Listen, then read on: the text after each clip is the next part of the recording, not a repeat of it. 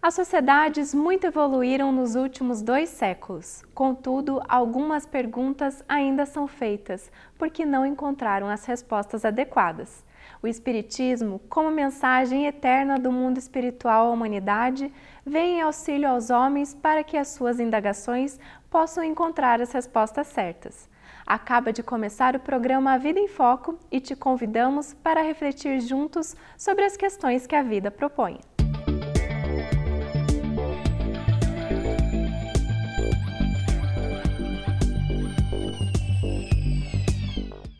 Sempre se imaginou que somente os santos pudessem ajudar os seres humanos. Contudo, o advento do Espiritismo inaugura uma nova visão sobre este tema. Desta forma, podemos perguntar: os espíritos ajudam em nossa vida? Como podemos sentir que os espíritos em geral interferem na nossa vida? Os espíritos efetivamente têm capacidade de atender aos nossos interesses? Confira as respostas na entrevista de hoje, que tem por tema a ajuda dos espíritos em nossa vida. A Vida em Foco traz também curiosidades, crônica, o Espiritismo esclarece e, fechando o encontro de hoje, mais reflexões sobre a doutrina espírita e os ensinamentos de Jesus. Você é o nosso convidado. Fique conosco. Confira agora a crônica da semana. A arte é uma das expressões do belo e do bom. O espírito que já desenvolveu em qualquer nível sua sensibilidade é capaz de expressar-se, ainda que em porções mínimas, através de alguma manifestação artística. Como potencialidade da alma, a arte atesta os níveis de sensibilidade que a criatura é capaz de perceber o belo e o bom. Ao ouvirmos uma bela toada musical, nos elevamos de modo a fazer que nossas estruturas interiores sejam mexidas quando percebemos que alguma coisa diferente nos tocou. A inspiração de um belo texto poético toca os refolhos da alma. Dizem os espíritos superiores que no mundo espiritual, pelo pensamento, o espírito é capaz de compor uma área, expressando sua sensibilidade criativa. Nós somos espíritos que, ainda em fase de inferioridade, também somos tocados por qualquer expressão artística. Arte, contudo, é o que seja capaz de nos elevar a alma. A arte acalma interiormente o ser.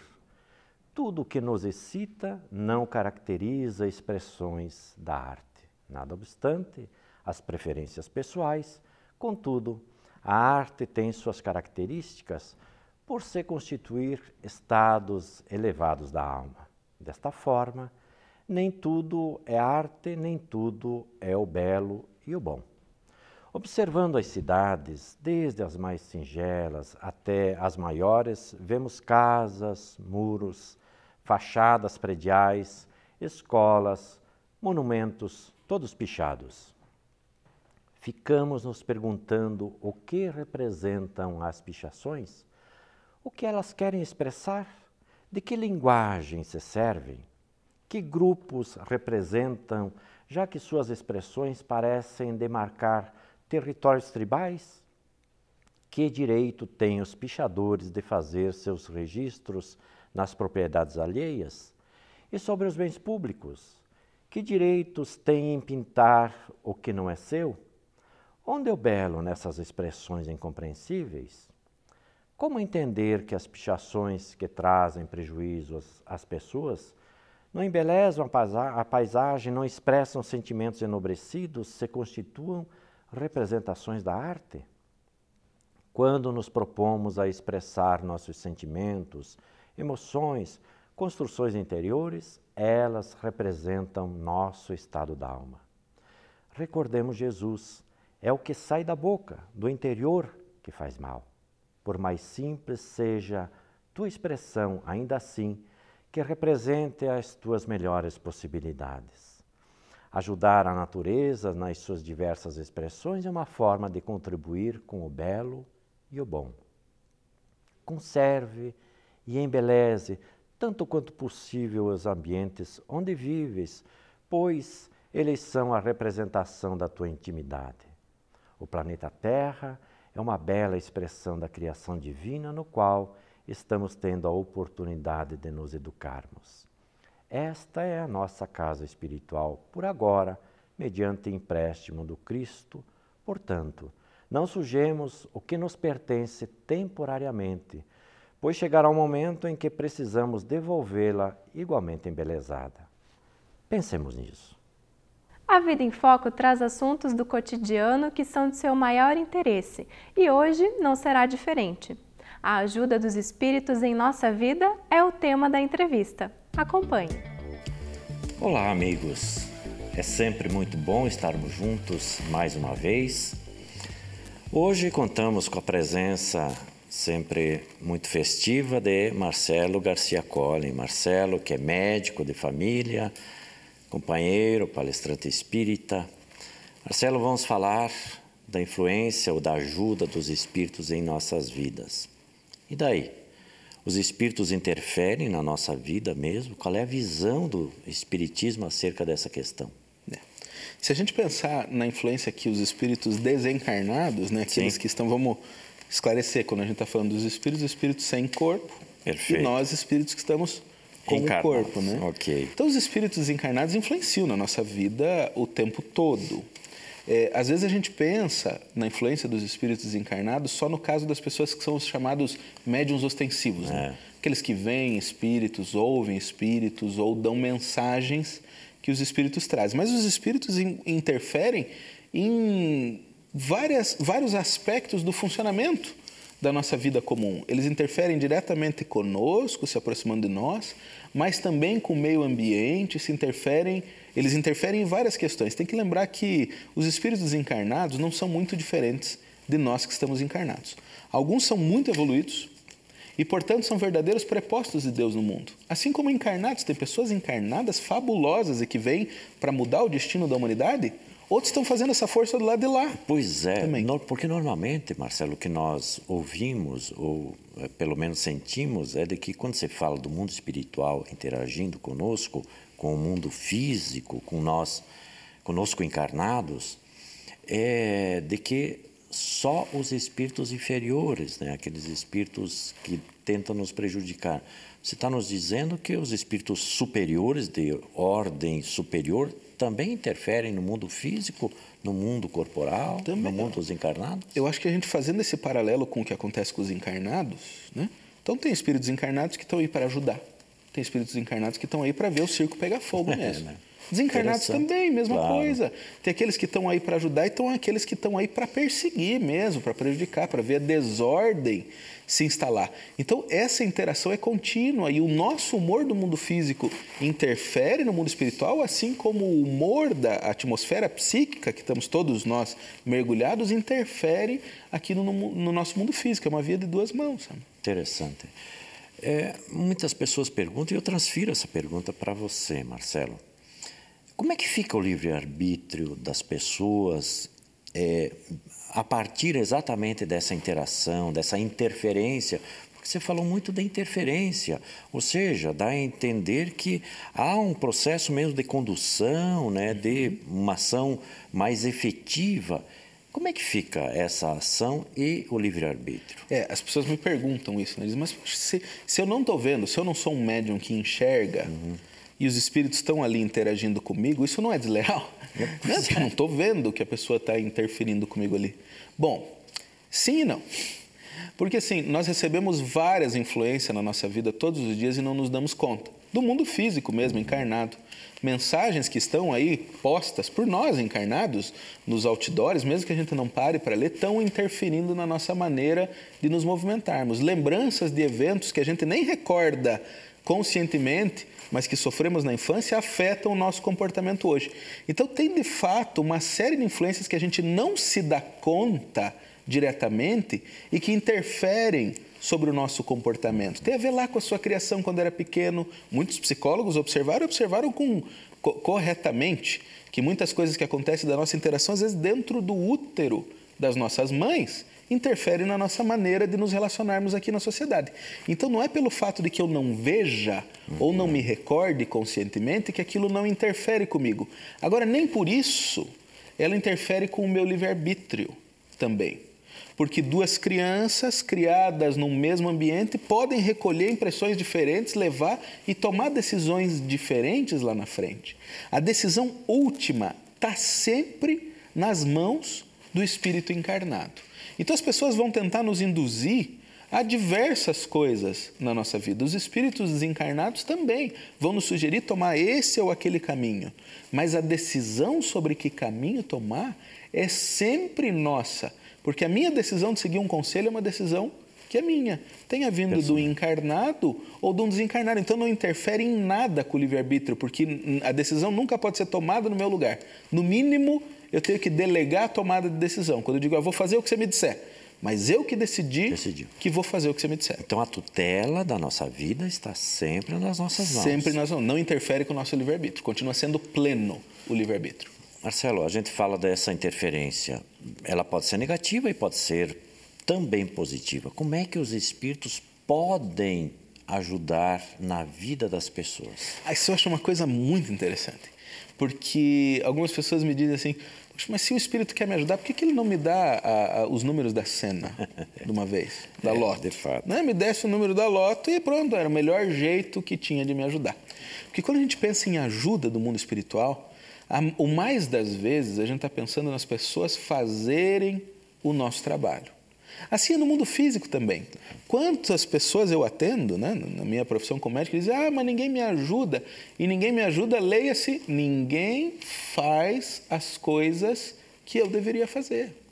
Então, às vezes, o nosso entendimento de ajuda é que precisa ser mais bem ajustado, mais bem dimensionado. Quando a gente pede um socorro, pede uma ajuda, a gente tem que estar pedindo um apoio para que a gente possa desempenhar uma determinada tarefa, chegar a algum resultado, e não pedir que aquilo simplesmente aconteça, do nada, caia do céu. Isso é uma ilusão. Se nós temos desafios na nossa vida, é para que a gente os vença e cresça com eles. E se a ajuda existe e é sim muito bem-vinda, não é para nos apartar dessa responsabilidade, mas para nos ajudar a nos desincumbirmos da melhor maneira possível. Ok. Dentro dessa perspectiva, Marcelo, pedir que você nos responda logo depois do intervalo, se é justo que peçamos alguma coisa aos espíritos. Um instante só, por favor. Daqui a pouco retornamos com o segundo bloco da entrevista. Até já!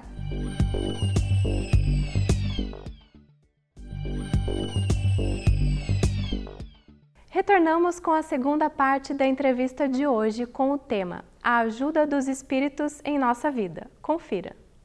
Estamos conversando com Marcelo Garcia Collin a respeito da ação dos espíritos em nossas vidas, Marcelo. Eu te fiz uma pergunta, se é possível, é justo pedirmos alguma coisa aos espíritos. Eles podem nos ajudar? Sim. Podemos pedir? A gente não pode cair no outro extremo, né? Eu falei porque às vezes a gente pede ajuda equivocadamente. Então não vou pedir nada, eu tenho que me virar. Não. A gente, no mundo, deve recorrer a todos os apoios que possamos ter.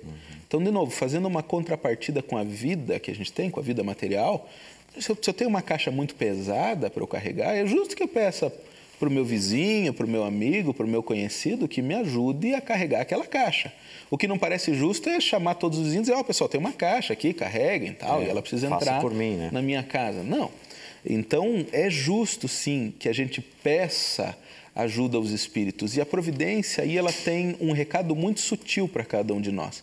Porque nenhum de nós, seres humanos encarnados, é autossuficiente. Nenhum de nós consegue viver pelas próprias forças e conseguir crescer no mundo. Então a providência deu esse sinal para nós. Olha, nós colocamos vocês aí para vocês aprenderem a se apoiar, para ter união. Porque quando eu vou em busca da união, e quando eu vou em busca do auxílio, do amparo, eu preciso, primeiro, treinar a minha própria humildade. Não consigo tudo sozinho, então eu tenho que pedir ajuda. Ao mesmo tempo, dou a oportunidade de treinar a minha caridade, para aqueles outros que vão precisar da minha força também naqueles aspectos que eu tenho força. Porque todos nós temos forças e fraquezas. Então, recorrer ao mundo espiritual deve ser um ato de humildade também. Então, quando a gente pede uma ajuda, é muito importante não perder esse foco da nossa vida. Não é quem pede ajuda como um patrão que pede ao seu empregado que cumpra com a sua obrigação. A gente não deve tratar os espíritos dessa maneira. Vocês precisam me ajudar a resolver esse negócio aqui. Dar ordens a eles. Não, né? olha, eu preciso de ajuda. É a coisa do que eles dizem, se colocar no chão, né? Olha, eu não estou conseguindo sozinho. Pensa qual pai não ajuda um filho que vem pedir honestamente. Os espíritos que estão aí são tutelares para nós, como você dizia no começo ali, usou essa palavra, é muito boa. Eles estão querendo nos tutelar, nos ajudar, estão ali, pediram. Você sabia que os espíritos, cada um de nós tem lá pode ter mais, né? Mas tem espíritos que estão aí para os auxiliar. E eles pediram essa missão. Olha, eu quero ir junto com o Daniel para poder ajudar o Daniel. Então, quando a gente se coloca naquela posição, olha, eu preciso de ajuda que eu não estou conseguindo sozinho, pensa se ele não tem a disposição de ajudar. Está lá para isso. É o desejo da vida, é a mamãe, é o papai, é uma pessoa que está fazendo uma presença maternal, uma presença paternal na nossa vida, e poder ajudar é uma alegria.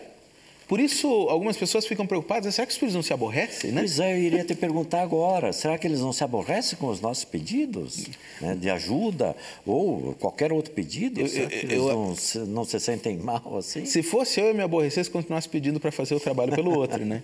Mas pedir um auxílio necessário, pedir aquela força, aquele amparo, né? Os espíritos nos dizem, então nós temos lá o Evangelho segundo o Espiritismo, e tem algumas orientações a respeito do que pedir. Eles recomendam para nós, olha, peçam coragem.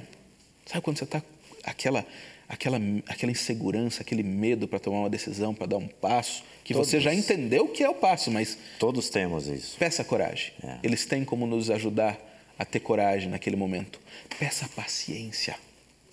Porque tem algumas situações que não tem jeito, precisa ser paciente, ela não tem solução imediata. Peça que os espíritos dão esse amparo, porque quantas vezes a gente erra pela falta de coragem ou pela falta de paciência? Impetuosidade, né? E peça fé que eles nos ajudam a ter fé, a conseguir recuperar a esperança, sair daquele... Às vezes a gente entra num círculo meio negro, assim, né, de desespero, desamparo, que nada vai dar certo. Peça que os espíritos conseguem nos induzir esses sentimentos. Ele diz, isso nunca falta do lado deles para nós. Esse tipo de amparo nunca falta. É a promessa que eles fazem para nós. Agora tem que abrir o coração para receber, porque tem gente que pede de coração fechado, daí não vem a resposta. A gente poderia entender, Marcelo, que é uma das vias da providência divina a ação espiritual benfazeja, quando nós evocamos a ajuda desses bons amigos. Sim, é Deus atuando conosco. Deus tem 1 milhão de formas, né, de nos alcançar. E uma delas, de nos trazer esse consolo e esse amparo, é essa, através do apoio dos espíritos. Às vezes não encontrou nenhum encarnado em condição de nos ajudar, os espíritos vão diretamente nos auxiliar.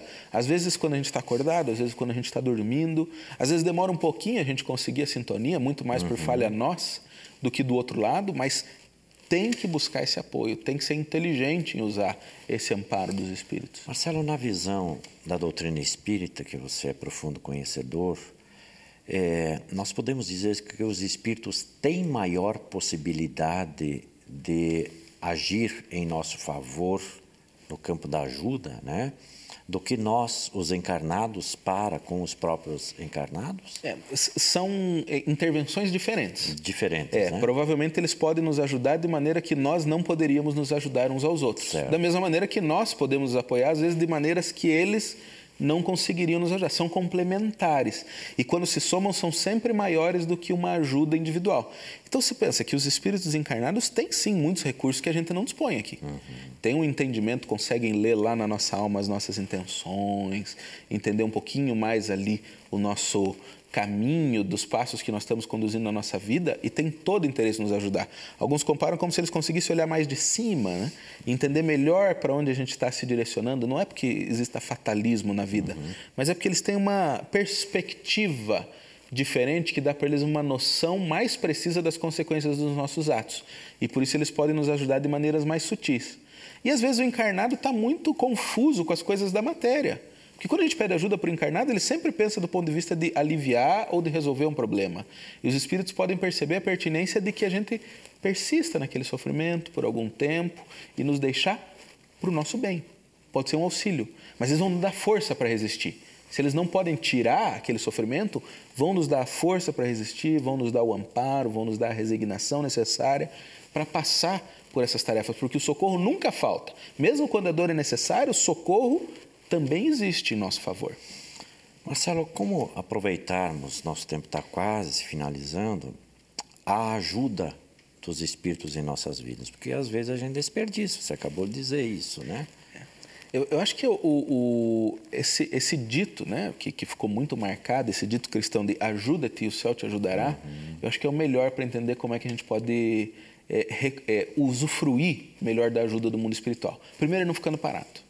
A gente precisa movimentar os recursos em nosso favor.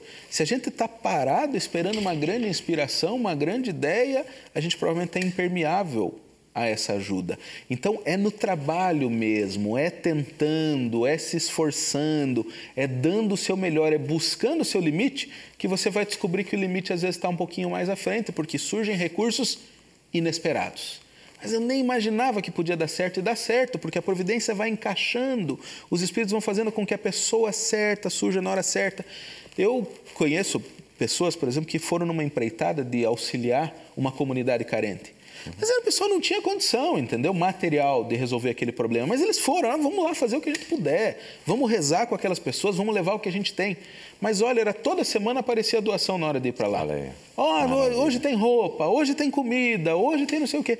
A Providência ajuda, encaminha que o auxílio chega. Agora, isso porque eles estavam indo. Se eles ficassem em casa, hoje não tem o que levar, não ia ter mesmo o que levar. Então, a gente se colocando em movimento, aí os espíritos nos ajudam. Vamos pedir, então, porque eles atuam no nosso pensamento e no nosso sentimento. Vamos pedir esse apoio e cuidar de que as ações materiais é botar o nosso braço a trabalho, a movimento o tempo todo. Tá certo. Marcelo, muito obrigado pela tua presença mais uma vez. Aguardem, a Vida em Foco retorna já já. Você tem uma dúvida e quer que a respondamos? Envie por e-mail no endereço contato@vidaemfoco.com.br a sua pergunta. Acompanhe agora no quadro O Espiritismo Esclarece, pois esta poderá ser a resposta que você procura. Olá, a indagação de hoje nos é enviada por Marcel da Silva. O que os vivos podem fazer pelos mortos fora as orações? Marcel, quando alguém querido desencarna, é comum a angústia de não saber como ele se encontra. Às vezes, essa informação vem de forma bastante clara pelo fenômeno mediúnico. O relevante é que os seres que se amam persistem vinculados afetiva e psiquicamente. A influência é recíproca entre encarnados e desencarnados. A oração é um recurso precioso para auxiliar quem desencarnou a se equilibrar em sua nova situação. Mas o equilíbrio emocional dos parentes enlutados também é de grande utilidade.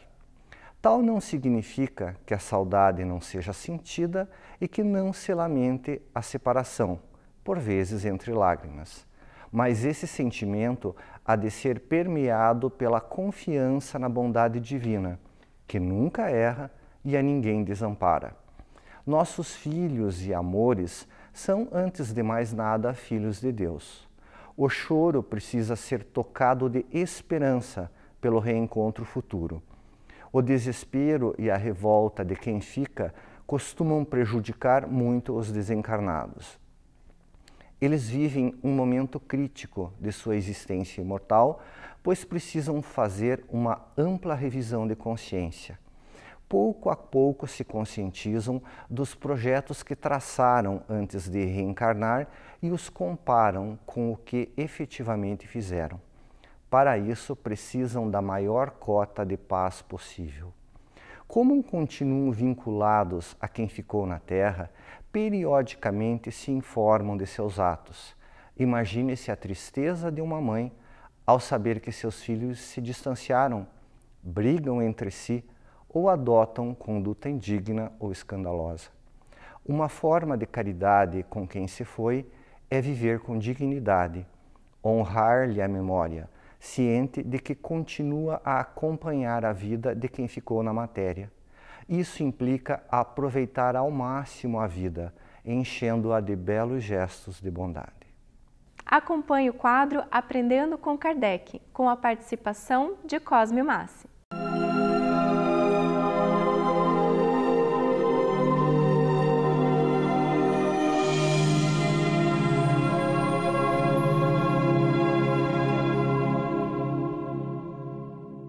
Olá, aprendendo com Kardec, dominar as paixões.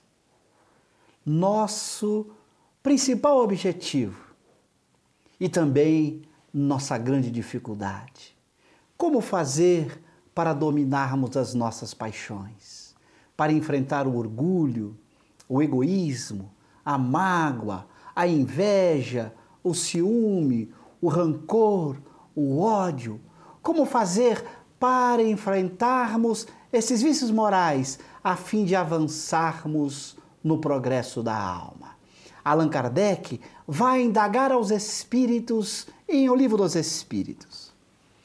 Não há paixões tão vivas e irresistíveis que a vontade seja impotente para superá-las? Veja a importância dessa questão 911 de O Livro dos Espíritos. Será que temos paixões tão fortes, tão difíceis, que a gente não consiga, pela vontade, dominá-las, vencê-las? Vejamos o que dizem os Espíritos. Há muitas pessoas que dizem, eu quero, mas a vontade está somente nos lábios. Elas querem e têm muito prazer que isso não ocorra. É este querer que expressa apenas o desejo de mudança, mas que não se materializa na vontade de mudar. Vontade que é o desejo que se realiza quando realmente se procura, com esforço, realizar aquilo que se deseja. Quando se crer que não se pode vencer suas paixões, é que o espírito nelas se compraz em decorrência de sua inferioridade. Quando nos entregamos a uma paixão, sentimos por ela um atrativo ou um prazer, é muito comum que nosso desejo não se transforme numa vontade definitiva de mudança, porque é conveniente e prazeroso que continuemos cultivando aquela paixão. Aquele que procura reprimi-las, compreende sua natureza espiritual, vencê-las é para ele um triunfo do espírito sobre a matéria. Todas as vezes que estamos diante de uma paixão, da inveja, do ciúme, da raiva, do ódio ou de algum vício material qualquer, é fundamental que trabalhemos com vontade firme a fim de mudarmos e de transformarmos esta realidade interior. Não basta apenas o desejo superficial de mudança, esse desejo de querer avançar e progredir, mas que nunca se materializa numa conduta reta, constante e disciplinada daquele que busca, no esforço da vontade, dia a dia, a cada instante, mudar tudo aquilo que ele traz consigo, alterando estes sentimentos ruins para verdadeiramente dar um salto na escala evolutiva. Que tenhamos o desejo de mudança, mas que, acima de tudo, nossa vontade seja firme para mudarmos aquilo que somos. Eis o objetivo de todo espírita e aquilo que o Espiritismo nos ensina.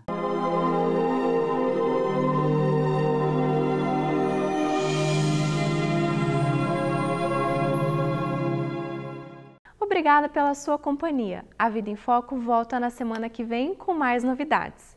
Suas sugestões são muito importantes para o programa e você pode enviá-las para o e-mail contato@vidaemfoco.com.br. Acessando o site www.avidaemfoco.com.br, você encontra todas as edições anteriores. Aproveite para rever as entrevistas e também os outros blocos do programa. Agradecemos muito a sua companhia. Tenha uma ótima semana e até o próximo A Vida em Foco. Tchau!